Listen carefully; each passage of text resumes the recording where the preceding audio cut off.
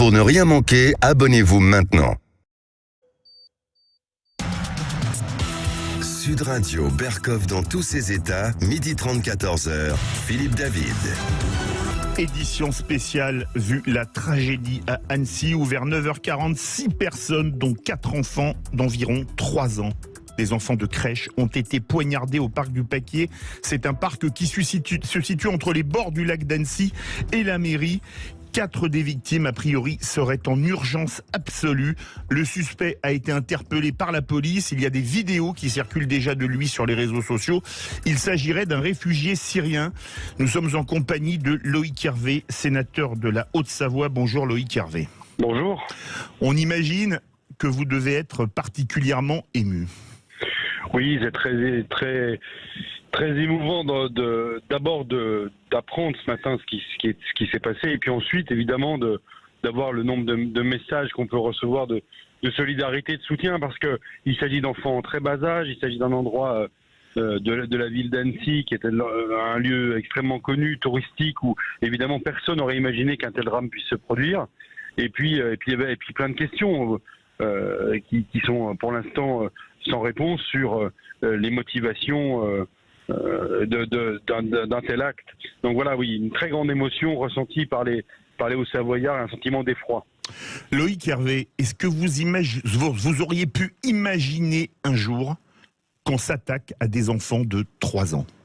Mais on sait que la situation sécuritaire d'une part et le risque terroriste dans notre pays existe. Je ne sais pas si c'est un attentat, mais on le saura dans les heures qui viennent maintenant si le parquet s'en saisit. Le fait de s'attaquer à des enfants, on sait que c'est un risque qui existait malheureusement. Et le fait que ça arrive dans notre département Haute-Savoie, c'est extrêmement difficile évidemment à vivre. Et c'est incompréhensible en fait. Les Français, les Hauts-Savoyards en particulier, sont très affectés par le fait qu'on puisse s'attaquer à des personnes vulnérables et notamment à des tout petits enfants. Annecy, vous connaissez beaucoup mieux Annecy que vous qui êtes au Savoyard. Annecy, c'est pas une ville avec des quartiers difficiles, c'est une ville théoriquement, on peut dire relativement, voire très paisible, non? C'est l'image qui est l'image d'Annecy. En tout cas, c'est une ville qui est une ville extrêmement ouverte, une ville touristique, une ville aussi où il y a une certaine richesse économique liée à notre économie propre et puis liée aussi à la proximité de la Suisse. Ce qui est certain, c'est que voilà, même si cette ville est riche, il peut y avoir aussi dans ces villes-là des personnes qui sont plus pauvres ou qui sont en difficulté. Mais je suis pas sûr que ce soit le profil de la personne qui a commis cet acte. On a quelques éléments pour l'instant qui sont extrêmement lacunaires, donc il faudra que je pense attendre quand même que Madame le procureur, que le préfet et que la première ministre et le ministre de l'Intérieur puissent s'exprimer sur place. Ça me paraît plus prudent d'attendre avant d'avoir la moindre conclusion politique et de lancer la moindre polémique, bien évidemment. Alors justement, je le rappelle, la première ministre Elisabeth Borne est attendue à Annecy et on attend dans quelques minutes une conférence de presse avec notamment le procureur, le préfet, etc. Le suspect intercepté a été arrêté en 4 minutes. Il a un profil, a priori, ce serait un réfugié syrien.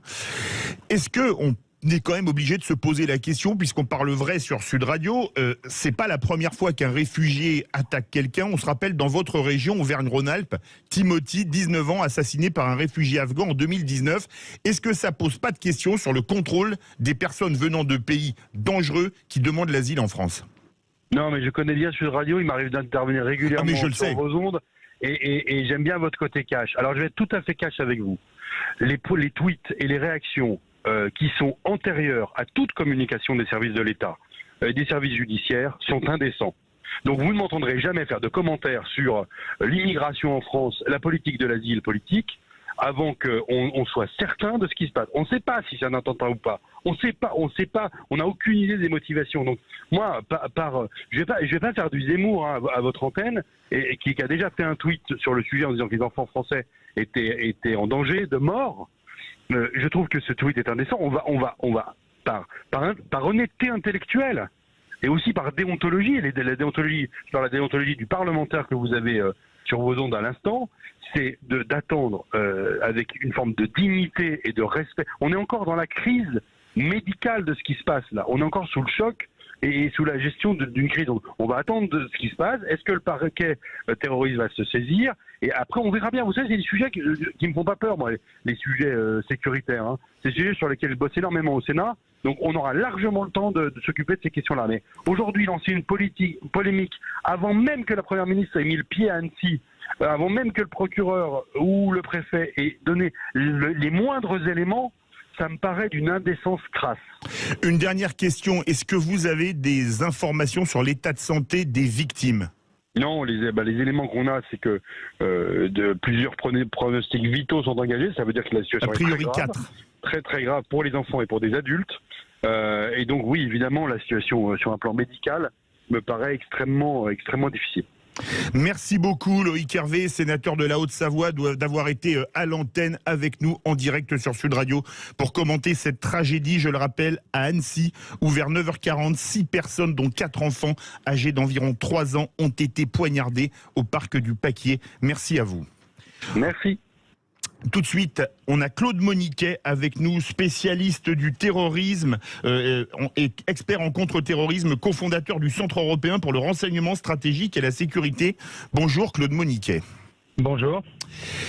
Est-ce que, alors le sénateur Loïc Hervé a dit qu'il ne fallait pas tirer de conclusion pour le moment tant que l'enquête n'allait pas plus loin. Est-ce que pour vous, le modus operandi, c'est-à-dire une attaque au couteau, n'a pas quand même, on peut dire qu'on ne peut pas supputer que ça pourrait être une attaque terroriste? Alors oui et non, l'attaque au couteau, effectivement, c'est une signature de certains groupes djihadistes, entre autres, essentiellement du groupe État islamique et de ses sympathisants. Mais on a aussi assisté ces dernières années à des attaques au couteau, à l'arme blanche, qui étaient dues à des gens qui étaient plus dans un état délirant, qui avaient des problèmes psychiatriques ou autres. Ce n'est pas quelque chose qui serait totalement impossible à imaginer. Donc je pense effectivement qu'il faut être extrêmement prudent pour le moment. Il faut être extrêmement prudent. Cependant, ça fait très longtemps, il y a quelques temps maintenant qu'il n'y a plus d'attentats en France et en Europe, a priori, sauf erreur de ma part. On disait que Daesh avait disparu, et Daesh qui a très durement frappé la France, notamment en 2015 et 2016. Est-ce qu'il y a encore un risque d'attentats islamistes en Europe? Oui, ça c'est très net. D'ailleurs, ça a été rappelé par Gérald Darmanin à New York il y a quelques semaines. Ça a été rappelé il y a une dizaine de jours par les services de renseignement des Pays-Bas dans un rapport qu'ils ont rendu public, une évaluation du risque qu'ils ont rendu public. Il y a effectivement, on assiste à une restructuration de certains réseaux de l'État islamique. Il y a d'ailleurs eu ces derniers mois, depuis janvier, il y a eu plusieurs arrestations, parfois même de réseaux constitués, entre autres en Belgique ou dans d'autres pays européens, qui étaient liés à l'État islamique. Il y a une situation internationale qui effectivement est tendue, que ce soit en Afghanistan ou plus près de chez nous au Sahel. Donc oui, effectivement, les conditions semblent remplies pour avoir un risque qui est en train de remonter. Maintenant, on n'en sera sans doute pas en face d'attaques très structurées comme celle qu'on a connue le 13 novembre 2015 ou celle du 6 janvier, 7 janvier contre Charlie Hebdo. Mais on a le risque effectivement de passage à l'acte d'individus radicalisés. Lucien. Oui, bonjour Monsieur Moniquet. L'assaillant avait obtenu son statut de réfugié en Suède. La coopération internationale est essentielle pour résoudre les problèmes d'insécurité liés à l'immigration. Mais comment la France travaille-t-elle avec d'autres pays pour aborder ces questions ? Alors sur la lutte antiterroriste, les échanges entre services de renseignement, d'abord il faut souligner quand même, parce qu'on a dit beaucoup de choses en 2015 à ce sujet-là, ces échanges ont toujours été extrêmement denses, hein, même avant 2015. On n'a pas attendu les attentats de janvier 2015 ou de novembre 2015 pour que la coopération internationale fonctionne.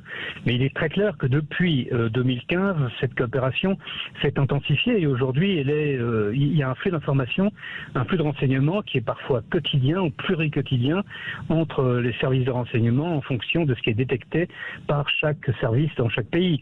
Les liens internationaux, l'existence d'une menace d'abord, les liens internationaux possibles entre cette menace et d'autres pays. Donc ça fait l'objet de discussions, d'échanges d'informations quasiment en temps réel. Maintenant, pour ce qui est du passage à l'acte individuel et pas en réseau, le réseau est toujours plus facile malgré tout à détecter, même si on n'est pas arrivé en 2015. Pour ce qui est du passage à l'acte individuel, cette coopération internationale, évidemment, a des limites certaines. Les loups solitaires, il paraît que ça n'existe pas, Claude Moniquet. C'est vrai ou ce n'est pas vrai?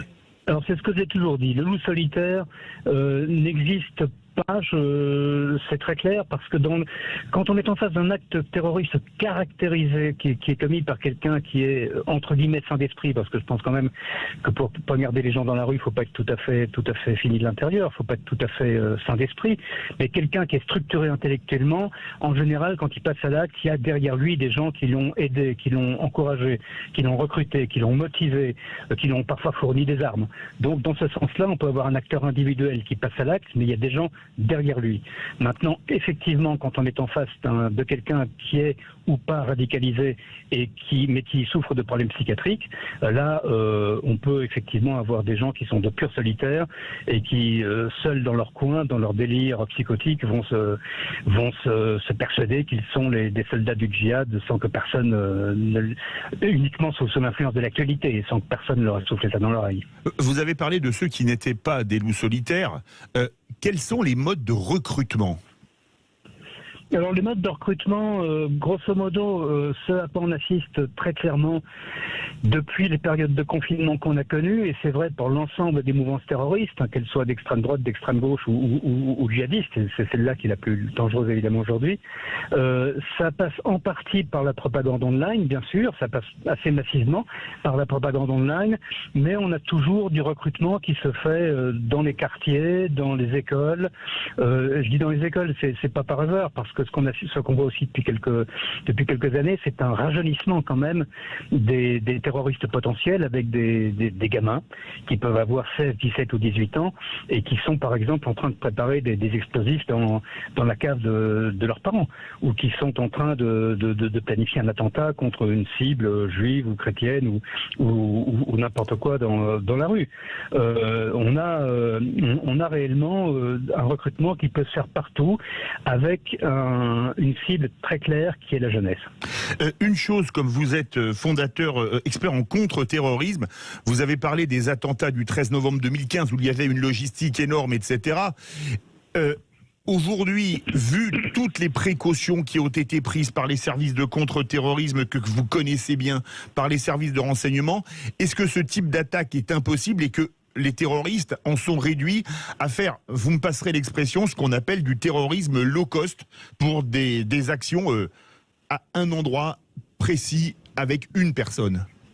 Alors effectivement, ce qu'on voit depuis quelques années maintenant, c'est ce qu'on peut rappeler du low cost ou du do it yourself, vraiment quelqu'un qui passe à l'acte avec ses propres moyens et parfois des moyens très limités. Ça peut être une voiture, ça peut être un marteau, ça peut être un couteau.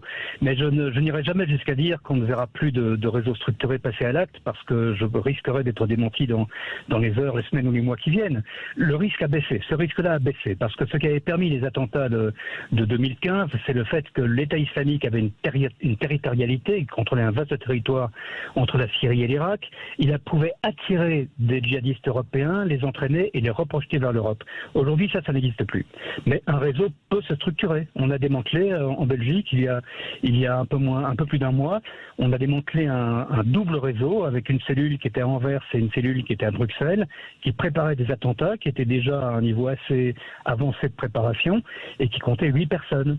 Donc on était vraiment en face d'un embryon de structure, d'un embryon de réseau structuré. Donc oui, ça peut se produire, et c'est très clair que le fait que la situation s'aggrave au Sahel depuis que la France en a été chassée, on peut dire. On peut dire chassée, effectivement, malheureusement, ça pourrait peut-être produire à terme les mêmes effets que ceux que nous avons connus avec le terrain irako-syrien. Lucien ? Oui, Claude Moniquet. Est-ce que l'on peut aller encore plus loin dans les mesures pour lutter contre ces attaques au couteau ou c'est un problème insoluble ? Je pense que c'est un problème insoluble. Il n'y a pas de problème insoluble, mais c'est quand même très très difficile à résoudre.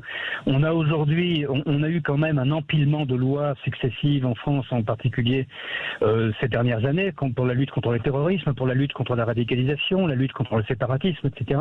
Donc on va quand même très loin. On détecte les choses très en amont. Il y a des signalements qui sont sur les comportements de radicalisés, par exemple, dans les écoles ou les entreprises.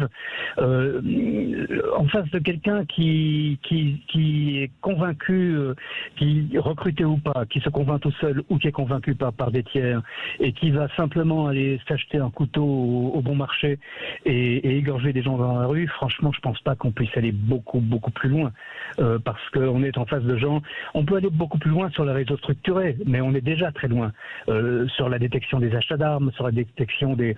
Il y a par exemple l'obligation pour les magasins de bricolage de signaler l'achat de certains produits à partir du moment où on atteint certaines quantités. Ce sont des produits qui peuvent être des précurseurs de fabrication d'explosifs. Mais qu'est-ce que vous voulez faire contre quelqu'un qui achète un marteau ou un couteau ? C'est clair. Merci beaucoup, Claude Moniquet. Je rappelle que vous êtes expert en contre-terrorisme et cofondateur du Centre européen pour le renseignement stratégique et la sécurité. Avec nous, une voix de Sud Radio, Trina Magdine. Bonjour. On va pas parler voyance aujourd'hui parce que vous êtes ancéenne et anécienne, pardon, excusez-moi. Et que c'est le parc, vous connaissez très bien ce parc, vos parents vous y amenaient lorsque vous étiez enfant. Oui, c'est un parc qui existe depuis très très très longtemps, puisque moi j'y jouais étant enfant et j'ai 41 ans. Mes parents qui sont nés dans les années 50, ils jouaient eux aussi quand ils étaient enfants. C'est un parc qui est juste à proximité d'une école maternelle qui s'appelle le quai Jules Philippe, où ma grand-mère était à l'école. Enfin, ça a toujours existé, ça a toujours été comme ça. Bien sûr, le parc a été réaménagé depuis, etc. Mais il a toujours été là. C'est un parc qui a ouvert 24 heures sur 24. Dans lequel on peut rentrer comme on veut. Je veux dire, il y a certains parcs, notamment à Paris, par exemple, où c'est surveillé. Il y a des gens devant qui surveillent, qui sont là pour ça. Là-bas, non. C'est très grand, c'est un parc de plus de 7 hectares. C'est très grand, voilà, c'est très grand. Et moi, je jouais là-bas tout le temps, donc je suis extrêmement choquée et vraiment, je tiens bien sûr à manifester mon soutien aux victimes et à leurs familles, bien sûr. Vous avez encore de la famille à Annecy, on peut le dire ? Oui, j'ai toute ma famille. J'étais encore là-bas il y a quelques jours pour mon anniversaire et je me baladais encore dans ce parc. Oui. Enfin, je veux dire, il y a des enfants tout le temps, comme c'est ouvert 24 heures sur 24, il y a tout le temps des enfants et avec des parents dans ce parc-là, quoi. C'est très fréquenté. Vous avez eu votre famille au téléphone depuis cet attentat. Comment est-ce qu'ils réagissent ? On imagine la sidération. Ouais, je pense que c'est la sidération, parce que un attentat à Annecy, on s'y attend pas. Vous me direz, on en a bien eu à Trèbes, qui est beaucoup plus petit qu'Annecy. Comment est-ce que les gens réagissent ? Alors bien sûr, c'est la sidération. Mon téléphone n'arrête pas de sonner, évidemment, et on est sidéré déjà par l'acte en lui-même, évidemment, mais aussi parce que Annecy. Alors, il faut savoir qu'il y a eu une hausse de la délinquance à Annecy en 2022 par rapport à 2021 de 16%. Ah oui, c'est énorme. Oui, c'est quand même énorme, et que Annecy, en termes d'insécurité, est classée numéro 2 des villes de Haute-Savoie, juste derrière Annemasse. Alors. Ok, là, mais je parle que des villes de Haute-Savoie. Sinon, Annecy est classée 154e ville la plus sûre de France. Donc c'est quand même une ville sûre. Et à ce que je sache, on n'a jamais connu un attentat, enfin en tout cas une attaque au couteau à Annecy. Ça n'est jamais arrivé. Donc on est évidemment tous sous le choc, bien sûr.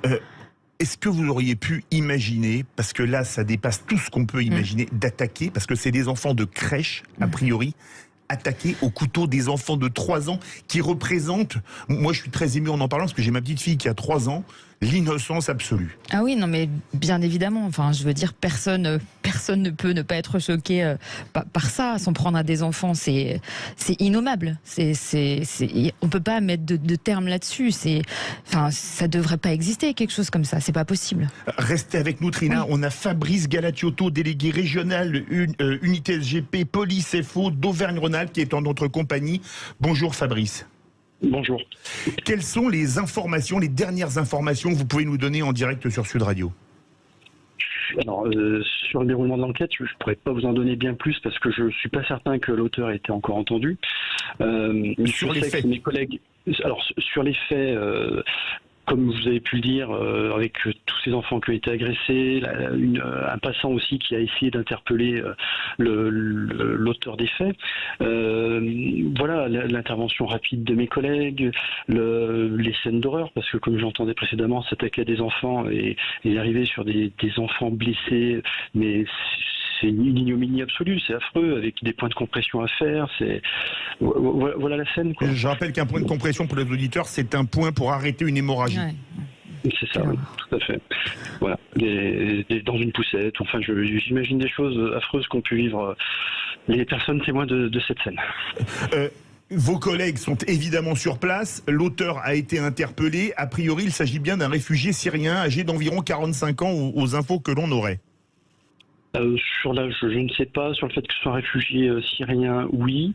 Sur le fait que, comme j'entendais précédemment, que Annecy est réputé pour être plutôt calme, c'est de moins en moins vrai, dans le sens où mes collègues me font remonter une pression migratoire qui est de plus en plus forte dans ce secteur. Certainement dû aux routes de l'immigration et ce qui engendre un surplus d'activité pour les forces de l'ordre. Est-ce que vous, en tant que policier, parce que c'est la question que tout le monde se pose ici, vous auriez imaginé qu'on puisse attaquer des enfants de 3 ans? Est-ce que vous auriez imaginé ça, vous, en tant que policier, Fabrice Galatiotto? Malheureusement, avec les profils qui circulent, on peut s'attendre au pire, mais c'est vraiment pas la chose à laquelle on s'attend le matin quand on prend son service. Mais évidemment non, c'est affreux. Voilà, sur quelle piste on est? Est-ce qu'on est sur du terrorisme? Est-ce qu'on est sur un déséquilibré? Voilà les questions qu'on se pose. Vraie question. Évidemment, l'enquête va être théoriquement rondement menée puisqu'on attend la première ministre Elisabeth Borne à Annecy. Elle devrait y arriver théoriquement dans quelques minutes et on attend une conférence de presse qui devait avoir lieu à 12h30. On devait la faire en direct. Elle a été décalée à 13h30. On va suivre ceci de très près puisque je vous le rappelle, nous sommes évidemment, vu les circonstances, en édition spéciale sur Sud Radio. On se retrouve dans quelques instants. Merci beaucoup, Trina. Merci. Rémi André. Édition spéciale. Sud Radio, Berkov dans tous ses états, 12h30, 14h. Philippe David. Édition spéciale, l'horreur à Annecy, où vers 9h40, 6 personnes, dont 4 enfants d'environ 3 ans, ont été poignardés. L'individu interpellé s'appelle Abdelmasih H. Il a 31 ans. C'est un réfugié syrien qui avait un statut de réfugié en Suède. Nous sommes en compagnie de Virginie Duby-Muller, députée LR de Haute-Savoie. Bonjour Virginie Duby-Muller. Bonjour. On imagine que vous devez avoir énormément d'émotions puisque même si Annecy n'est pas, je crois, votre circonscription, c'est évidemment très proche de chez vous. Oui, absolument. Annecy, ça reste le chef-lieu de la Haute-Savoie. Ça s'est passé sur le papier. J'ai envie de dire que c'est un site emblématique de la ville d'Annecy. C'est la carte postale au bord du lac. Vous avez le pont des Amours à côté de ce square. Donc c'est un endroit sur lequel on n'imagine absolument pas un drame d'une telle ampleur. L'attaquant, l'assaillant s'en est pris à des enfants en très bas âge, vous venez de le rappeler. Et moi, je suis évidemment bouleversée par cette ignominie, cette barbarie. Et mes premières pensées vont à l'endroit des familles de ces enfants, des accompagnants et des victimes qui sont en ce moment même à l'hôpital d'Annecy et pris en charge. Est-ce que vous auriez imaginé, parce que la question se pose, qu'un jour on puisse s'attaquer à des enfants de 3 ans, des enfants de crèche au couteau? Non, pour moi, c'est inimaginable. C'est un des actes barbares les plus ignominieux. Voilà. Donc, j'ai toujours du mal, évidemment, à comprendre. On est encore sous le choc, sous l'état de sidération. Il faut en savoir plus sur les motifs de cette personne. Mais évidemment, on ne pense pas que certaines personnes sont prêtes à s'en prendre à des enfants de cet âge. C'est-à-dire qu'ils sont sans défense, c'est-à-dire qu'ils étaient dans un square, ils jouaient, et malheureusement, cette personne s'est pris à des cibles entre guillemets faciles, quoi. Vous avez eu de la famille ou des amis présents sur place? Non, j'ai pas eu de témoignages de personnes sur place. J'ai vu des personnes qui sont intervenues sur les antennes télé et radio. Mais pour l'instant, j'ai pas eu de retour direct de la part de mes connaissances. Annecy, a priori, c'est une ville relativement calme, théoriquement.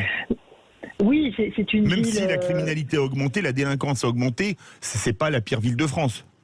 Voilà, c'est une ville quand même réputée pour sa sécurité, surtout sur ce site, qui est d'ailleurs situé à proximité du commissariat.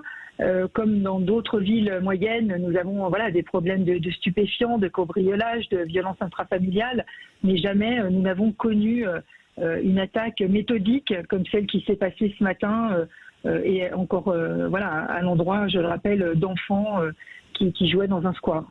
Merci beaucoup Virginie Duby-Muller. Je rappelle que vous êtes députée Les Républicains de la Haute-Savoie. Un dernier mot avec vous, Trina. Vous avez eu votre famille au téléphone. Oui. Vous avez eu beaucoup de monde. A priori, l'émotion dépasse tout ce qu'on peut imaginer. Bien évidemment, comme je le disais tout à l'heure, c'est absolument innommable. Oui, moi j'ai évidemment toute ma famille qui est là-bas, mes amis qui sont là-bas. Hein. C'est là-bas que je suis née, c'est là-bas que j'ai passé la plus grande partie de ma vie, et c'est un endroit quand même vraiment sûr. Et comme le disait la députée juste avant, c'est vraiment, on peut pas se douter déjà qu'à Annecy il arrive ce genre de choses. Ça n'est jamais arrivé d'ailleurs, et encore moins à cet endroit-là, le Paquier, le Pont des Amours juste à côté. C'est une ville qui est surnommée la petite Venise des Alpes. C'est magnifique, il y a les montagnes derrière le lac. J'y étais encore il y a quelques jours et c'est tout le temps bondé de monde, du matin au soir, pendant la nuit, tout le temps. Là, ce qui pose question aussi, c'est pourquoi des enfants ? Pourquoi spécifiquement des enfants? Parce que les enfants sont accompagnés des parents. Donc pourquoi des enfants? Surtout des enfants. Merci beaucoup Trina, merci beaucoup d'émotions. On sent très touchés. On est tous très touchés par ce drame. À partir de 13h30, il devrait y avoir la conférence de presse qui a été prévue à 12h30. On la fera en direct sur Sud Radio. Pour le moment, on va reprendre ce qui aurait dû être le fil de l'émission. On a avec nous Abdelkrim Branine, co-auteur avec Daniel Riolo de Carreau Football Club, Histoire secrète du football français, publié chez Hugo Sport. À tout de suite. Édition spéciale Sud Radio, Berkov dans tous ses états, 12h30, 14h, Philippe David. Édition spéciale avant de retrouver Abdelkrim Branine pour son livre Carreau Football Club. On appelle suite à la tragédie de Annecy, où je le rappelle, 6 personnes, dont 4 enfants d'environ 3 ans ont été poignardés, dont 4 sont en urgence absolue. Nous sommes en compagnie de Thibaut de Montbrial, avocat et président du Centre de réflexion sur la sécurité intérieure. Bonjour maître. Bonjour. Vous avez tweeté émotion et désolation après l'abominable attaque au couteau par un réfugié syrien contre des enfants à Annecy. Et rappel important, la réflexion sur cette tragédie ne peut se limiter à la question technique étroite de la qualification pénale. Oui, parce que j'entends depuis ce matin que tout le monde est très prudent en disant est-ce qu'on ne sait pas si c'est du terrorisme, et moi je réponds que si on fait une analyse purement juridique, effectivement on ne sait pas encore, mais si on fait une analyse politique, c'est-à-dire si on prend du champ par rapport à ce qui s'est passé, on ne peut pas comprendre, quand on réfléchit à l'avenir de notre nation, ce qui est en train de lui arriver, si on n'a pas perçu que nous sommes depuis des années l'objet, nous et l'Occident en général, d'une attaque islamiste, qui est une attaque qui a vocation à détruire ce que nous sommes, à détruire notre société, et que cette attaque passe en particulier, il y a beaucoup d'autres vecteurs, mais passe en particulier par une influence, une incitation par un certain nombre de vecteurs envers des individus isolés, que je distingue de ceux qui sont liés à des groupes terroristes, pour qu'ils passent de façon individuelle à l'attaque en France et dans les pays d'Europe. Et c'est manifestement ce qui s'est passé. Alors, les dernières infos qui tombent il y a quelques instants, l'agresseur est marié à une Suédoise, père d'un enfant de 3 ans, il est inconnu des services de police et n'a pas de troubles psychiatriques documentés, et il s'est déclaré être un chrétien de Syrie. A priori, il portait une croix et un livre de prière chrétien. Est-ce que ça pose pas quand même question sur le droit d'asile en France, quand on pense par exemple, toujours en région Auvergne-Rhône-Alpes, au jeune Timothy poignardé à 19 ans par un réfugié afghan qui avait été reconnu être victime de troubles psychiatriques. D'une manière générale, ça fait un certain nombre d'années qu'au Centre de réflexion sur la sécurité intérieure, nous préconisons que les demandeurs d'asile, dont il est documenté depuis au moins 2015 qu'ils ont servi de point de passage à un certain nombre de terroristes et de délinquants. Mais nous préconisons que les demandeurs d'asile qui ne peuvent pas être traités dans les pays d'origine pour des raisons évidentes parce qu'ils les fuient, fassent l'objet d'une instruction de leur demande, non pas en étant en liberté sur le territoire européen, mais en étant dans des centres fermés au sein desquels évidemment ils auraient accès à tout le droit auquel ils ont accès, à des moyens de communication, les avocats, etc., mais sans pouvoir se balader sur le territoire national ou sur le territoire européen, et donc sans qu'on perde leurs traces. Ainsi, une fois les demandes d'asile acceptées, eh bien, ils seraient admis, mais si les demandes d'asile étaient refusées, eh bien, nous aurions d'ores et déjà ces individus sous notre contrôle. Et il vous reste très peu de temps, je crois, le temps qu'il vous reste. Est-ce qu'on ne va pas obligatoirement avoir une réflexion sur le droit d'asile en France après cette affaire? Vous savez, c'est dans un monde normal, je vous dirais oui. mais des actions qui mettent en cause des étrangers en situation irrégulière ou des déboutés du droit d'asile qui ont commis comme ça des périples meurtriers, qu'ils soient ou non directement d'inspiration islamiste, eh bien, il y en a beaucoup depuis 8 ans, et à chaque fois, on tourne en rond. Donc j'espère que oui, j'espère que le tabou de l'attaque sur des très jeunes enfants va faire sauter les freins psychologiques qui entravent encore notre réflexion collective. Et je rappelle simplement que le premier devoir d'un État, c'est de protéger sa population. Ce n'est pas de répondre à la misère mondiale, aussi dure soit-elle, et ce n'est pas d'importer dans notre pays tous les conflits du monde entier. Merci beaucoup, Maître Thibault de Montbrial, avocat et président du centre de réflexion sur la sécurité intérieure. Tout de suite, on repasse en édition spéciale Annecy, où je vous rappelle, vers 9h40, 6 personnes, dont 4 enfants d'environ 3 ans, ont été poignardées au parc du Paquier. C'est situé sur les bords du lac d'Annecy, à côté de la mairie également. 4 des victimes sont en urgence absolue. Nous sommes en compagnie de Philippe Fontana, avocat, auteur du livre La vérité sur le droit d'asile, publié aux éditions de l'Observatoire. Philippe Fontana, bonjour. Bonjour. Alors, le profil du suspect, il a 31 ans, il avait fait une demande d'asile en Suède. Comment a-t-il pu venir en France ? Bon, mais ça illustre bien la complexité des règles européennes en matière d'asile. On ne connaît pas exactement avec certitude pour l'instant la situation administrative du mis en cause, que ce soit en Suède ou en France. Donc je ne peux que raisonner sur des hypothèses. Soit il a obtenu l'asile en Suède ou la protection subsidiaire, et dans ces cas-là, il ne pouvait pas redemander l'asile en France. En tout cas, il ne pouvait pas arriver au stade de l'OFPRA. Donc, c'est l'Office français pour les réfugiés et apatrides. Je l'explique pour les auditeurs. C'est ça. Donc on est quand même devant une situation qui a l'air assez ubuesque d'après les informations qui nous ont été communiquées par les uns et par les autres. Alors quand même une question qui se pose. Il y a également Schengen. Est-ce que quelque part ça pose pas la question des contrôles aux frontières également ? Mais là, c'est vous posez la bonne question. Il n'y a pas d'État sans frontières. Schengen, à partir du moment où vous entrez sur le territoire national d'un État membre de Schengen avec un visa, vous pouvez circuler librement dans tous les autres États.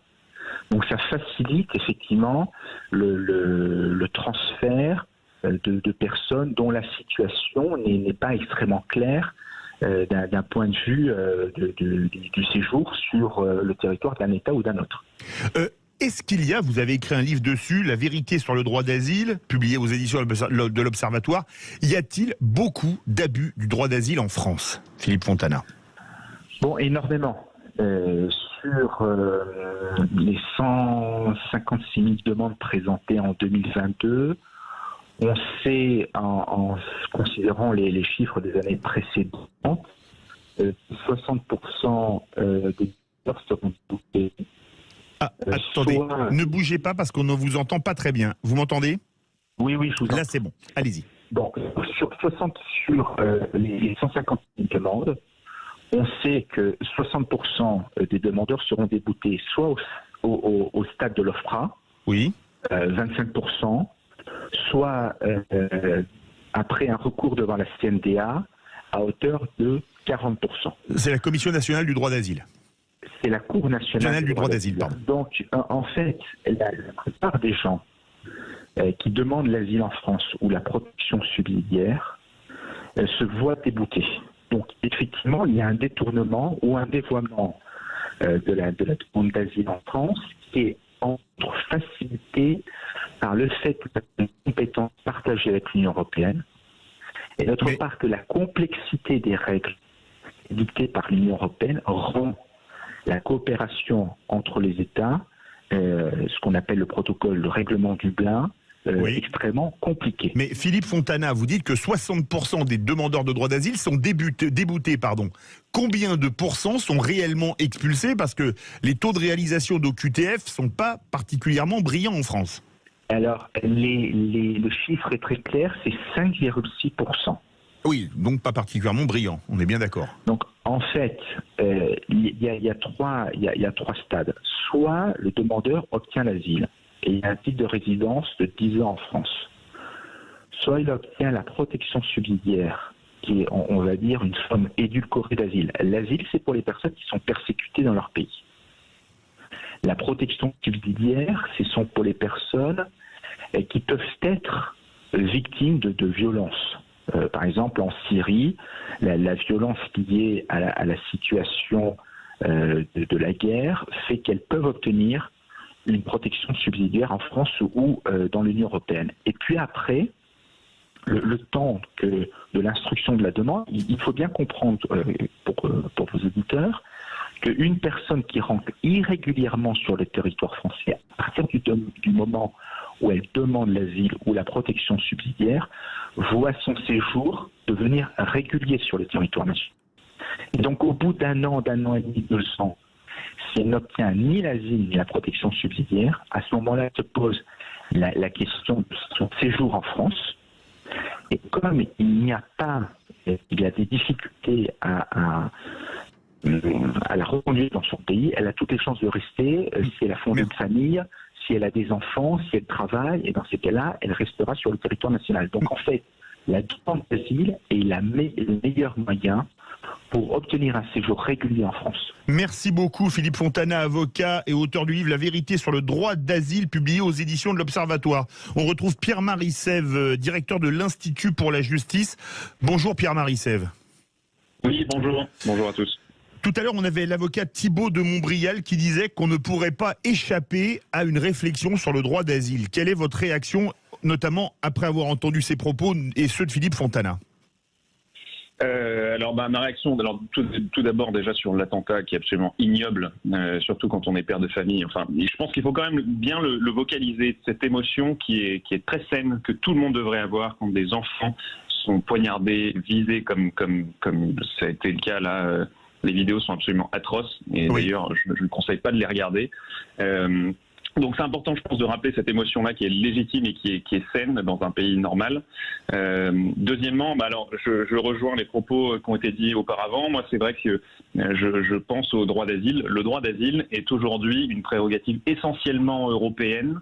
L'Union européenne tous les efforts sur l'immigration effectués par l'Union européenne se concentrent sur le droit d'asile et sur l'immigration irrégulière.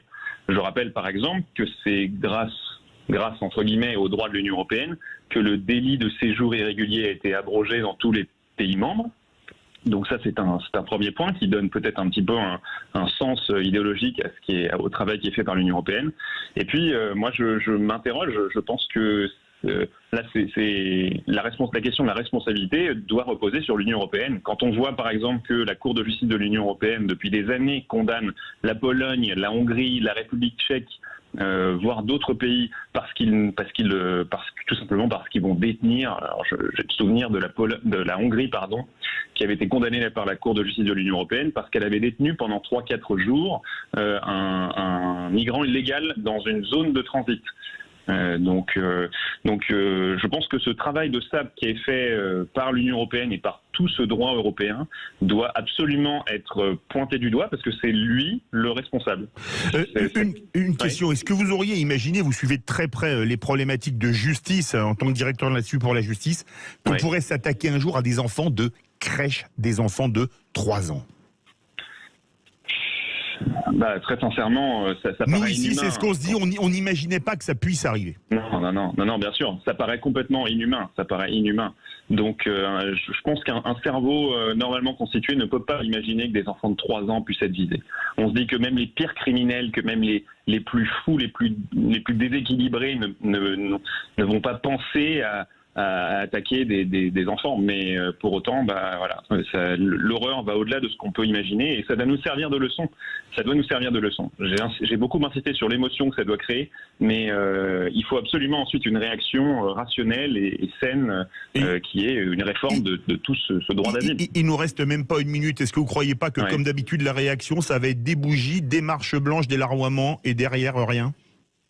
Très certainement, oui. En tout cas, c'est la réponse facile que les politiciens vont vouloir nous apporter. Maintenant, ça dépend que des citoyens français. Et si les citoyens français se font entendre, et plus ils se feront entendre, plus la pression va être difficile à résister pour les politiques. Et au bout d'un moment, les choses vont bien finir par changer. Maintenant, c'est jusqu'à quand, combien de meurtres, combien est-ce que d'attentats on va devoir attendre avant qu'enfin la loi change et arrête de permettre ce genre d'actes absolument ignobles. Merci beaucoup Pierre Marissef. Je rappelle que vous êtes directeur de l'Institut pour la justice, édition spéciale qui s'arrête là. Vous retrouvez Brigitte Lahaye, mais on suivra bien évidemment l'actualité en direct sur Sud Radio. Merci à vous. Sud Radio Berkov dans tous ses états. Le face-à-face. Et dans le face-à-face, nous avons avec nous Abdelkrim Branine, co-auteur avec Daniel Riolo du livre Chaos Football Club, histoire secrète du foot français, publié chez Hugo Sport. Bonjour Abdelkrim Branine. Bonjour. Dans l'avant-propos, vous écrivez, je cite, « Si la police avait fait son travail quand je suis allé me plaindre, je pourrais te parler. Cette phrase que me lâche le premier agent de joueur que je contacte pour ce livre a donné le ton. Je veux bien te parler mais en off, sinon tu te souviens de Sarah Abitbol et donc ça a donné quoi? Une fois passé le premier impact médiatique BFM et son livre, elle en est où aujourd'hui? Elle est allée quémander du taf à la Fédé dirigée par un pantin du président qu'elle a contribué à faire tomber. Quel intérêt j'ai à parler? En off si tu veux, pas de souci, je te parle. Est-ce qu'il y a une omerta dans le football français et si oui, sur quel sujet? Une omerta sur quelques sujets tabous, touchy, sensibles, comme on l'a vu récemment sur la question de la religion ou du conservatisme religieux pour l'histoire de la journée contre l'homophobie. Mais là surtout c'était vraiment c'est devenu un milieu risqué, avec beaucoup de voyous, des bandits. Donc en fait c'est l'une des premières difficultés qu'on a dû affronter. On avait beaucoup de matière, mais les gens nous disent mais attendez, mais moi c'est une question de sécurité, je peux pas vous parler comme ça, ou alors vous faites pas apparaître mon nom. Donc il a fallu jongler avec ce paramètre, faire très attention à ce qu'on écrivait. Vous parlez de tous les scandales du football français et il y a vraiment de la matière. On parle souvent des élections au sein des partis politiques, qui sont pas toujours les plus régulières qui soient, soit dit en passant. On apprend dans votre livre que ce n'est pas Vincent Labrune qui était favori quand il s'est présenté à quelques heures du scrutin pour être patron de la Ligue, mais Michel Denisot qui avait le soutien de Kat Cador, Le Gret, Olas, Al-Khelaifi et le groupe Canal+. Comment a-t-il pu renverser la vapeur aussi vite? Sur le papier, Denisot avait des poids lourds avec lui dans son camp, mais en vérité, c'était un peu des poids lourds empoisonnés, puisqu'il y a beaucoup d'inimitiés, on va dire, dans le milieu du football français. Alors là, les inimitiés, il y en a, mais des wagons dans ce livre. Et Labrune a été très très malin, très stratégique. Il s'est déclaré au dernier moment, mais il avait fait campagne avant. Et puis finalement, il a battu Michel Denisot, que là, on a des nouvelles de lui sur les réseaux sociaux. Je pense qu'il fait tout autre chose, mais il a remporté la présidence de la LFP. Alors, parmi les scandales, il y a l'affaire des droits TV avec la fameuse quête du milliard. Vous vous rappelez le milliard?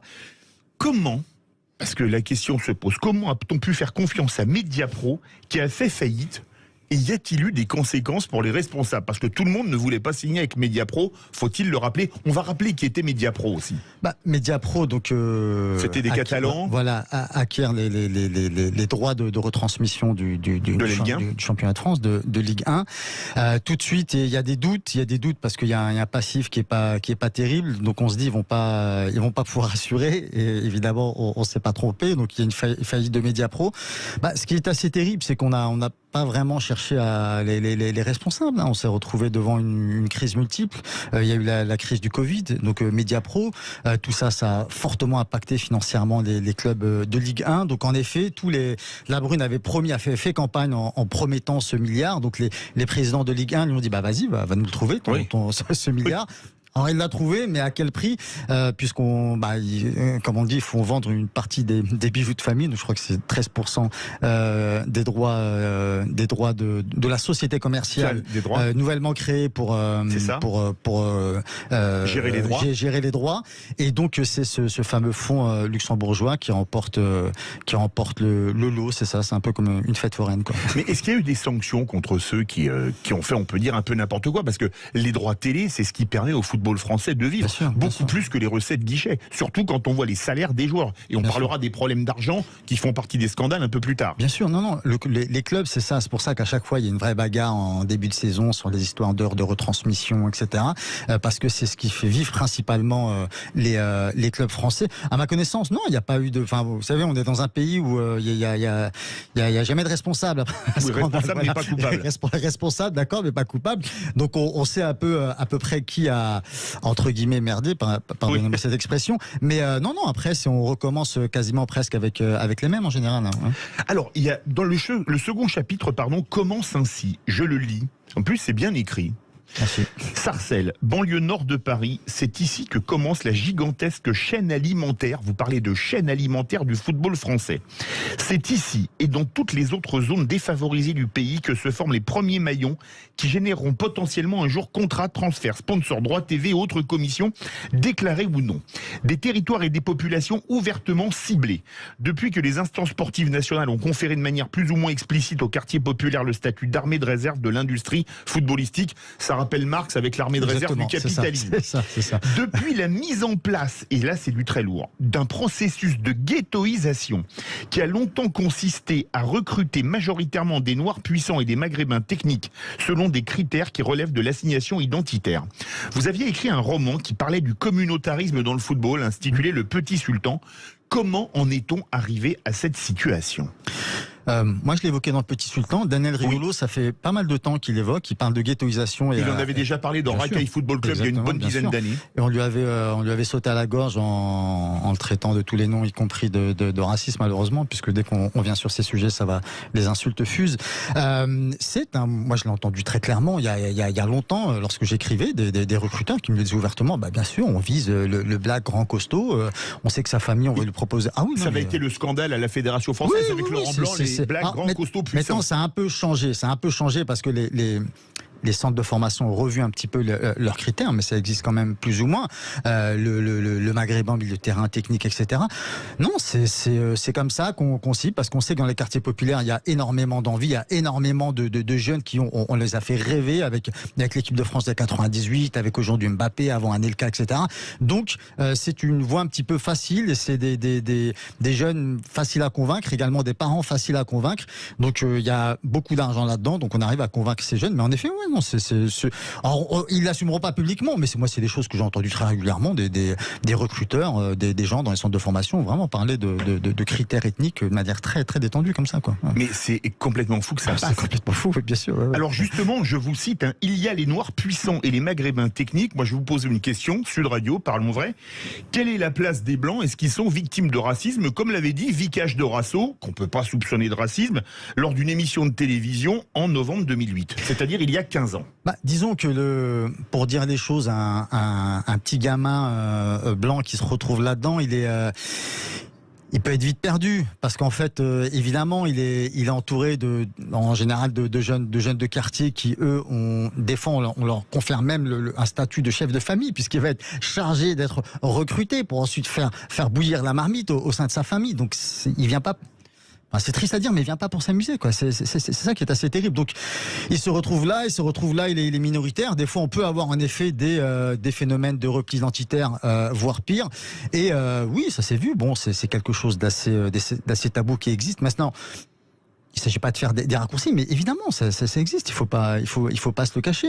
On l'a vu, moi je l'ai entendu, y compris moi de parents qui sont à l'école, dont les enfants sont dans la même école que mes enfants, qui me disent non, hors de question. Mon petit voulait faire du football, mais je vais pas le mettre là-dedans parce qu'il va être perdu. C'est pas sa place, quoi. C'est assez fou, c'est complètement fou. Sarcelles. Alors moi j'ai été surpris, c'est devenu le lieu de recrutement privilégié pour les clubs pro. Pourquoi Sarcelles ? Ça en fait partie parce que c'est les grands ensembles. Sarcelles, alors je crois qu'il y a 2 ou 3 ans j'avais regardé, je crois que c'était le Bayern Munich qui avait invité l'équipe de Sarcelles. Je crois qu'ils ont battu le Bayern Munich 5-2. En Allemagne. Ah oui. Donc, si vous pouvez dire à quel point ils ont fait, à quel point alors, je dis Sarcelles, par exemple, je parle d'un autre club. On parle d'un autre club qui s'appelle Montfermeil, par exemple. En Seine-Saint-Denis. Il y a Bobigny. Enfin, voilà. Partout, il y a des grosses villes de banlieue. Il y a un gros vivier. Mais Sarcelles, on va prendre l'exemple de Riyad Mahrez, qui a un stade. Oui. à son nom, à Sarcelles. Mais en effet, ils réussissent à placer, je crois que c'est une 10, 12. Ce qui est énorme. C'est énorme. Montfermeil tient à peu près le record. Je crois que ça peut aller jusqu'à quasiment une vingtaine. Mais après, c'est un peu à l'échelle industrielle. Hein. Moi, je l'ai vu, ça c'est impressionnant. Hein. Il y a clairement l'objectif de faire recruter ces jeunes par un centre de formation, parce que derrière, il y a de l'argent, parce que derrière, il y a beaucoup de choses. Mais on a un sentiment, en lisant votre livre, et je vais nous ramener 40 ans en arrière. La génération Platini venait de Jeuf dans la Moselle, Giresse venait de Langoiran dans la Gironde, Tigana venait des Cailloles à Marseille pour le carré magique, Genghini venait de Soult dans le Bas-Rhin, ou dans le Haut-Rhin, pardon. 98 Barthès, il venait de Lavelanet dans l'Ariège, Guivarch venait de Bretagne. On a l'impression que les coins de France, toute la France a disparu, excepté les banlieues, aujourd'hui dans le football. Oui. C'est une vue de l'esprit ou c'est une réalité? Et est-ce qu'aujourd'hui, on n'a pas l'équipe de France des banlieues? Ça vient de Sarcelles, ça vient de La Courneuve, ça vient de Bobigny, ça vient de je sais pas où, d'Evry, des quartiers nord de Marseille, mais il n'y a plus les petits villages de Moselle, des Côtes d'Armor ou de l'Ariège. Non, c'est pas du tout une vue de l'esprit ou de l'imagination, ça c'est réel. Il y a deux choses.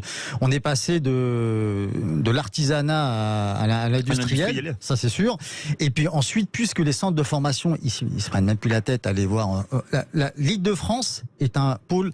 C'est mondial. C'était le premier pôle de recrutement à la dernière Coupe du Monde, devant l'État de Sao Paulo, qui est beaucoup plus peuplé que l'Île-de-France. Exactement. 3 ou 4 en Île-de-France, vous pouvez aller le dimanche ou le samedi aller voir un match de jeunes. Vous allez avoir des recruteurs qui viennent du Royaume-Uni. Vous allez avoir des Allemands, vous allez avoir des Italiens, vous allez avoir des Espagnols, vous allez avoir des gens des pays de l'Est, même des Chinois, etc. Donc c'est ouvertement ciblé. Donc, si vous voulez, quand vous ciblez ces populations et ces lieux, au bout de la chaîne, c'est à peu près normal, alors à tort, c'est bien, c'est pas bien, ou à raison, qu'on retrouve évidemment ces populations. Vous parlez des parents parasites et de leur famille, et ça commence dès le plus jeune âge, c'est dingue, à 6-7 ans, dès qu'on voit que le gamin est un peu bon. Ah oui, non, mais moi j'ai vu des parents, dès que le garçon, pour eux c'est clair, il faut en faire un Mbappé, il va leur payer une villa dans le sud, une voiture de sport, etc. Donc ils lui mettent la pression, et c'est véridique, hein, je veux dire, des éducateurs de club peuvent le confirmer, ils ont la pression à 6 ans, attention, voilà, ils publient les statistiques sur Internet, ils lui achètent les chaussures top niveau, etc. Il faut que tu deviennes un professionnel, un Mbappé, il faut que tu ramènes de l'argent. Outre les familles, il y a l'entourage. Un entourage qui parfois peut coûter une carrière. Oui, on l'a vu à plusieurs reprises. Alors, c'est de... je vais pas dire de mieux en mieux maîtrisé, mais en tout cas, il y a une prise de conscience par rapport à ça, parce que c'est des choses qui existent beaucoup moins en Italie, en Allemagne, au Royaume-Uni, parce qu'on sait serrer la vis. On va dire, voilà. Ici, il y a une prise de conscience, mais il n'en demeure pas moins que ces entourages existent encore. Ils peuvent faire mal. Alors, on pourrait donner plein d'exemples, hein. Ben Arfa, j'allais dire Benzema. Il y a d'autres. On donne d'autres exemples moins connus dans le livre, comme le petit Marseillais qui a terminé à Lille. Je crois qu'il a Southampton là. Aujourd'hui, il y avait une douzaine de personnes qui voulaient se mêler au transfert et tout savoir sa part, sa rétrocommission, etc. Et finalement, c'est une catastrophe pour lui, quoi. Justement, vous parlez dans l'entourage des personnes incontournables, les agents. Est-ce que le football pourrait se passer d'eux? Moi, je me souviens que Platini, version dirigeant, pas version footballeur, avait demandé il y a des années que ce soit les joueurs qui payent les agents, en disant qu'ils payent leurs avocats, il n'y a pas de raison qu'ils payent leurs agents, plutôt que ce soit les clubs. Est-ce que ils sont incontournables, et est-ce que la méthode que voulait Platini n'était pas la bonne finalement? Alors, la méthode que voulait Platini, à l'époque, peut-être que c'était la bonne. C'était il y a longtemps, oui. Aujourd'hui, je pense que malheureusement, ce serait complètement dépassé. Il est incontournable, oui et non. En tout cas, il y a une vraie guerre entre les agents, la nouvelle génération, l'ancienne génération. Maintenant, il y a un phénomène qu'on a vu émerger, en tout cas s'amplifier dernièrement, c'est les avocats. Oui. Les avocats, voilà, un avocat. Donc là, par exemple, c'est Mbappé a une avocate qui a une poigne de fer. On voit des avocats comme ça autour des joueurs, s'entourent leur famille plus un avocat, au lieu d'aller voir un agent. Mais certains agents sont toujours là. Alors justement, on apprend dans votre livre, là je suis tombé de l'armoire, certains agents n'ont pas la licence officielle, mais ils travaillent avec les plus grands clubs. C'est absolument dingue, on peut être agent légal ou illégal. Il y a beaucoup de manières de contourner le règlement. Cette fameuse licence, notamment avec un homme de paille, par exemple. Exactement, avec l'histoire des avocats mandataires sportifs, même s'il y a un arrêt qui est venu un petit peu limiter leur influence. Mais ce qui est sûr, c'est que alors, en fait, c'est l'entourage, l'entourage qui cherche à se greffer. Donc, certains s'improvisent agents, donc ils embauchent un avocat mandataire sportif. Mais le problème, c'est les clubs. Les clubs n'ont aucun pouvoir par rapport. Ils n'ont aucune gêne justement. Ils se disent s'il nous faut ce joueur, s'il faut passer par des méthodes un peu borderline, faisons-le. Quoi. Il y a une phrase terrible d'un agent: si t'es clean dans ce métier, tu ne fais rien. Oui, alors ça, franchement, évidemment, c'est pour ça qu'on on peut pas donner les noms. Vrai, dans ce livre-là, il y a vraiment beaucoup de parler vrai. Hein. C'est véridique. Les agents nous racontent, par exemple, comment ils peuvent arroser un directeur sportif. Ça se fait beaucoup, y compris en Ligue 1. Donc voilà, une société fictive, on fait une fausse facture, etc. Ils se mettent d'accord, ils reversent une partie au directeur sportif. Et il y a des directeurs sportifs qui ont pignon sur rue, certains sont même très célèbres. Ils sont célèbres pour prendre un certain pourcentage sur chaque transfert. Ils ont leur commission, quoi. Il y a des agents multimillionnaires comme Mino Raiola, Jorge Mendes ou Jonathan Barnett. Qu'est-ce qui fait leur fortune? Le flair, ils sentent les bons joueurs quand ils sont jeunes, qui valent pas cher, et qui après, ils les revendent, ils les font signer quand ils valent pas cher, et après, ils valent des fortunes. Oui, je pense qu'il y a forcément de ça. Mais après, c'est surtout, ils savent convaincre les entourages et les parents, y compris en donnant une partie du gâteau avant, ce qui est en général interdit.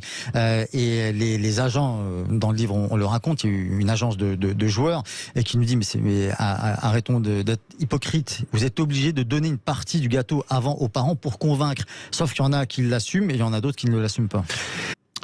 On continue notre face-à-face avec Abdelkrim Branine, auteur avec Daniel Riolo de KO Football Club, Histoire secrète du foot français, publié chez Hugo Sport. La conférence de presse devait avoir lieu à 13h30, mais elle a été décalée au plus tôt à 14h45.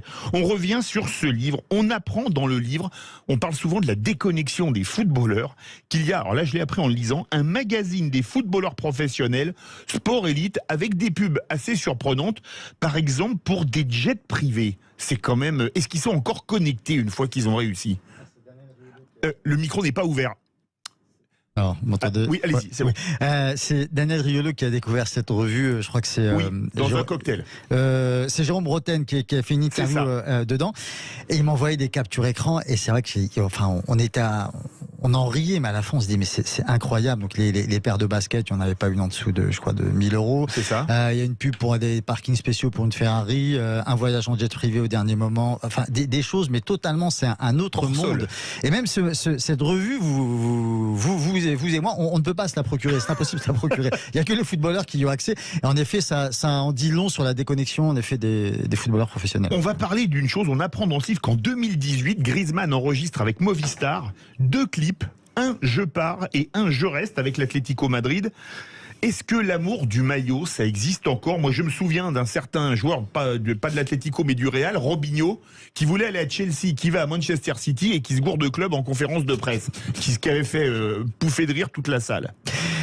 Évidemment, récemment, on parle beaucoup de l'Arabie Saoudite et notamment de l'arrivée sur place de Benzema et prochainement visiblement de N'Golo Kanté. Oui. Pour Cristiano Ronaldo, c'est déjà fait. Oui, Ronaldo. Certes, ce sont des joueurs, en tout cas pour Benzema et Ronaldo, plutôt en fin de carrière, mais c'est vrai qu'on se pose la question dès qu'il y a un joueur qui reste un peu plus de 3-4 saisons, on se dit ça devient exceptionnel, l'amour du maillot. Ça devient exceptionnel. Donc le reste, en effet, ce sont des considérations beaucoup économiques, quoi. C'est lié à l'argent. Donc ça. Lorsqu'on est un amoureux du football, c'est vrai qu'on ressort de cette enquête un peu déçu, parce qu'on se dit en effet est-ce qu'il en existe. Donc là c'était Piqué qui l'avait coaché pour pas terrible le coaching, et pour cette histoire de clip là, et voilà, donc une fin alternative, ça, voilà, pareil. Alors on va rester dans les clips avec les réseaux sociaux qui jouent un rôle clé. Ils sont déconnectés, mais ils sont quand même très connectés à Internet. On le voit dans la manière de Benzema de s'en prendre à la France raciste et à lyncher Giroud, qualifié de karting. Alors que lui, c'est une Formule 1. Oui, alors il avait eu cette phrase malheureuse qui est en réalité, pour ceux qui ne connaissent pas, qui est une phrase du rappeur Booba, qui l'admire. Alors, Benzema admire deux rappeurs, c'est Booba et Tupac Shakur, qui est un rappeur américain qui est décédé il y a pas mal de temps.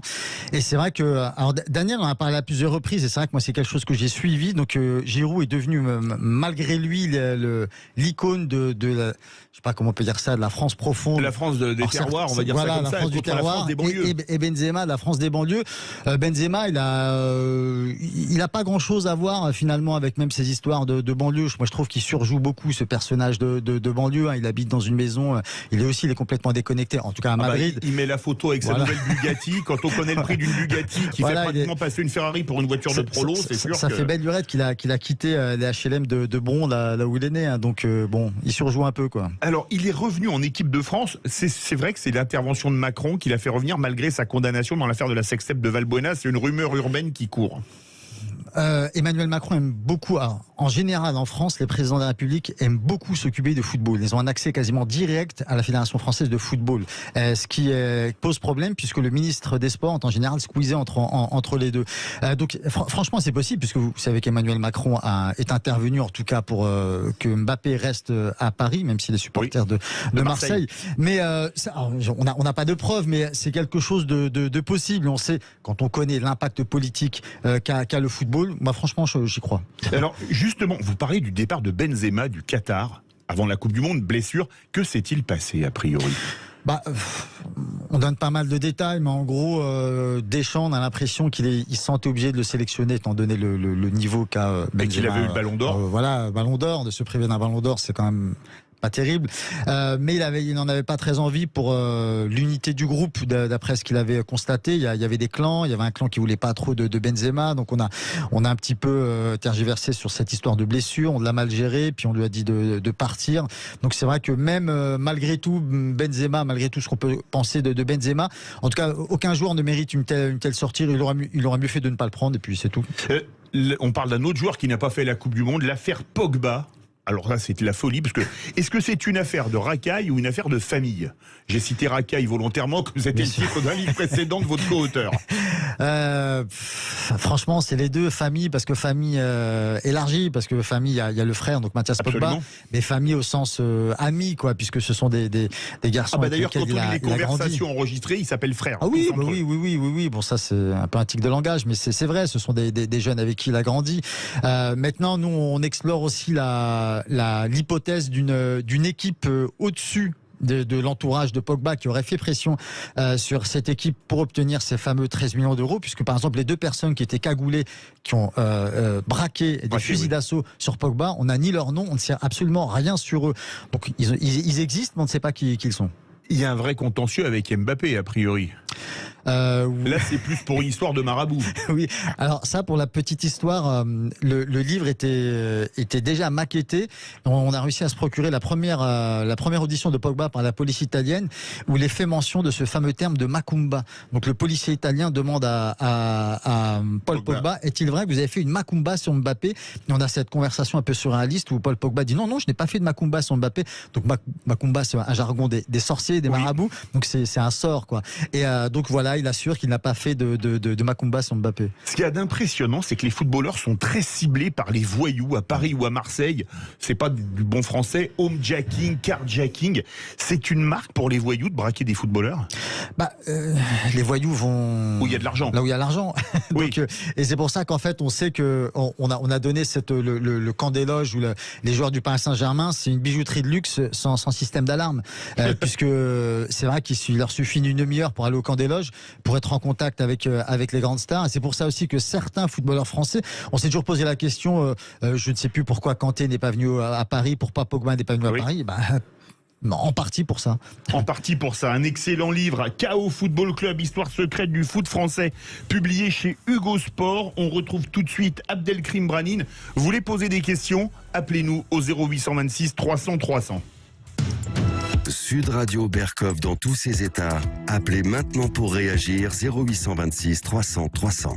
Sud Radio, l'heure libre, Michel Onfray, Stéphane Simon. ChatGPT au printemps 2023 est déjà plus intelligent que 46% des Français. C'est vertigineux. La méchanceté étant ce qu'elle est, l'homme étant ce qu'il est, qu'est-ce que ça va devenir cet instrument ? Et c'est toujours les prospérités du vice et les malheurs de la vertu qui sont la loi du monde. Ne manquez pas l'heure libre. Retrouvez Michel Onfray et Stéphane Simon samedi de 10h à 11h en partenariat avec Front Populaire La Revue. Sud Radio, parlons vrai. Retour à l'antenne avec Raph de Nantes qui nous dit une seule solution pour me remettre au fourneau, refaire ma cuisine si mal fichue. Raph, en ce moment, grâce à la carte de fidélité Castorama, tu as moins 10% sur l'univers cuisine des 2500 € d'achat. Meubles, plans de travail, électroménager, c'est le moment d'en profiter. L'opération 3-2-1 projet chez Castorama, c'est plein de bons plans pour se lancer dans de nouveaux projets. Mais vite, c'est seulement jusqu'au 26 juin. Castorama, changer nous fait avancer. Voir conditions en magasin et sur castorama.fr. Pourquoi communiquer sur Sud Radio ? Tout simplement parce que c'est la radio qui fait partie de mon quotidien et celui de millions de personnes aussi. Alors ça m'a paru évident. Frappez un grand coup.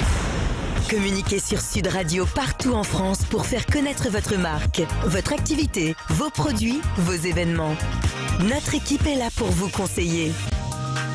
Régie@sudradio.fr. Aujourd'hui, choisir son véhicule, c'est un véritable casse-tête. Mais pas chez Suzuki. Avec une gamme exclusivement hybride, toujours super équipée, à partir de 139 € par mois, c'est tellement simple. Surtout pendant le mois de juin avec les jours simplissimes de Suzuki. Pour passer à l'hybride, passez chez Suzuki ce week-end. Gamme véhicule particulier, prix pour Inis Hybride Avantage, LD 37 mois, 30 000 km, premier loyer de 2790 €, prime à la conversion de 1500 € déduite. Valable jusqu'au 30 juin 2023. Détails sur Suzuki.fr. Au quotidien, prenez les transports en commun. Bon, vous avez décidé de vendre votre logement ? Ok, mais à quel prix ? Particulier à particulier vous donne la réponse en quelques clics. Ne vous inquiétez pas, c'est totalement gratuit. Vous allez sur pap.fr, vous cliquez sur Prix Immo, vous rentrez votre adresse, vous répondez à quelques questions concernant votre bien et c'est tout. Votre prix apparaîtra automatiquement. Alors, rendez-vous sur pap.fr. Leclerc. Le goût du frais, ça se défend tous les jours. Quand je croque dans une pêche, je sais que l'été arrive. Ah, vous avez repéré mes belles pêches plates blanches. Oui, elles sont trop bonnes celles-là. Bien juteuses et sucrées. Et à 1,99 € le kilo seulement. 1,99 € le kilo ? Mais quand j'entends un prix pareil, je sais que je suis vraiment chez Leclerc. Tout ce qui compte pour vous existe à prix Leclerc. Du 9 au 11 juin, origine Espagne, catégorie 1, calibre A. Modalité et magasin participants sur www.e.leclerc. Bienvenue aux amateurs de poissons qui cherchent toujours de nouvelles idées pour se régaler. Bienvenue à vous qui le préférez déjà tout prêt et surtout très très bien assaisonné. Pendant les jours Picard et nous, profitez de moins 30% sur une sélection de produits comme nos 4 tartares de saumon avec la carte Picard et nous. Et pour la livraison à domicile dans toute la France ou le click and collect, rendez-vous sur picard.fr ou sur l'appli Picard. Picard, pour le bon et le meilleur. Modalité sur picard.fr. Pour votre santé, bougez plus. Ici Sud Radio. Les Français parlent au français. Je n'aime pas la blanquette de veau. Je n'aime pas la blanquette de veau. Sud Radio Berkov dans tous ses états. Et avec nous, Abdelkrim Branine, co-auteur avec Daniel Riolo de KO Football Club, Histoire secrète du foot français, publié chez Hugo Sport. On va passer encore quelques minutes ensemble, très courtes, parce qu'on va repartir sur Annecy. Abdelkrim Branine, parmi les scandales dont vous parlez, il y a Le Gret, et il a fallu un crime de lèse-majesté sur Zidane pour qu'il parte. Pourtant, il a été recasé à la FIFA. Est-ce que c'est pas quand même la preuve que c'est un milieu un peu, on va dire, en autarcie ? Ça, c'est vrai que c'était assez terrible. On se disait que bon, la fin était proche pour Noël Le Graët, mais c'était complètement, en tout cas, inattendu de le voir rebondir comme ça à la FIFA. Aussi rapidement. Puis il y avait une espèce de pied de nez de sa part de l'annoncer, je crois que c'était concomitant, c'était quasiment le jour même, de nous dire, voilà, je quitte peut-être l'FFF, mais je serai encore au-dessus de vous, la FIFA, puisque c'est la Fédération internationale de football. Mais en effet, c'est vrai que c'est un tournant, cette histoire de Zidane, alors qu'on avait quand même... il y avait quand même pas mal de casseroles pour lui dans Le Graët. Il y a une autre affaire de casserole, la finale de la Ligue des Champions, où on a voulu charger des Anglais qui étaient victimes et pas coupables. Oui, alors ça, c'est vrai qu'on a beaucoup travaillé sur cette histoire. À l'époque, Daniel s'était exprimé sur le sujet. C'est une faillite complète de l'État au niveau de la sécurité. Il faut dire que c'était une période un petit peu bizarre de flottement, campagne présidentielle, personne ne voulait prendre ses responsabilités. Et on a chargé un petit peu trop facilement, et en plaisantant, on disait qu'en effet, Darmanin était à 2 doigts de convoquer Jeanne d'Arc. Ouais.